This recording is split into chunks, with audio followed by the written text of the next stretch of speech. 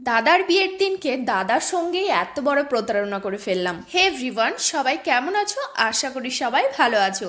তো আমি আবার নিয়ে চলে এলাম দাদার বিয়ের ব্লগ পার্ট 3 নিয়ে। আমরা সবাই মিলে একটা রুমের মধ্যে বসে নাস্তা করছিলাম, সেখানে কিন্তু দাদার বন্ধুদের জায়গা হলো না, তার কারণে ওরা দাঁড়িয়েছিল বলে দাদা ওদেরকে খাওয়াচ্ছিল। দেন সেই ফাঁকে আমি আবার দাদাকে মিষ্টি খাওয়াতে গিয়ে ঠকিয়ে দিলাম। আমি আবার দিদিকে খাওয়াতে যাচ্ছিলাম, কারণ সেম কেস আমার দিদির সঙ্গেও আমি প্ল্যান করেছিলাম যে করব, কিন্তু দিদি আমার প্ল্যানটা বুঝতে পেরে গেছিল, তার জন্য দিদি আর সেটা মুখে করেনি। যাই হোক, সেসব কথা বাদ দাও। তো এখন দেখো দাদা ভাবিকে খাওয়াতে যাচ্ছে, কিন্তু ভাবি প্রথমে রাজি হচ্ছে না। তার কারণ কি বলো তো?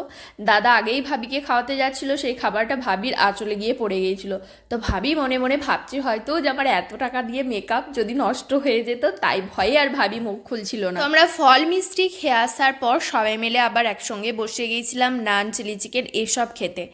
দেন এখানে সবার জায়গা হচ্ছিল না বলে আমাদের পিছনের টেবিলটাতে কিন্তু আমার জিজু আর দিদি ছিল। তো নাস্তা খাওয়া দাওয়া কমপ্লিট হয়ে গেলে দাদার ভাবি চলে এসেছিল বিয়েবাড়ির একটা সুন্দর ব্যাকগ্রাউন্ডে, যেখানে ওদের ফটো আর ভিডিও ক্লিপ নেওয়া হচ্ছিল। তো এইসবের ফাঁকে কিন্তু দুপুরের খাওয়া দাওয়াটাও একদিকে চালু হয়ে গেছিল। তো আমাদেরকে তোমরা এই পজিশনে দেখতে পারবে না, তার কারণ হচ্ছে আমরা আবার আমার দাদার সঙ্গেই ঘুরিয়ে বসবো।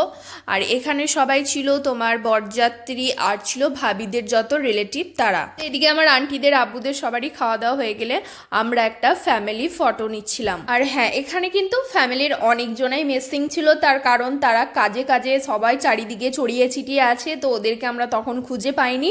তো যে কয়েকজনকে আমরা চোখের সামনে পেয়েছিলাম তাদেরকে নিয়েই আমরা একটা ফ্যামিলি ফটো তুলেছিলাম। ওইদিকে ফ্যামিলি ফটো ভিডিও শ্যুট করা হয়ে গেলে এখন শ্বশুর শাশুড়ি আর বউ ছেলের পালা পড়েছিল। তারপর এদিকে দেখো বউ আর শাশুড়ি মার পালা পড়ে গেছে।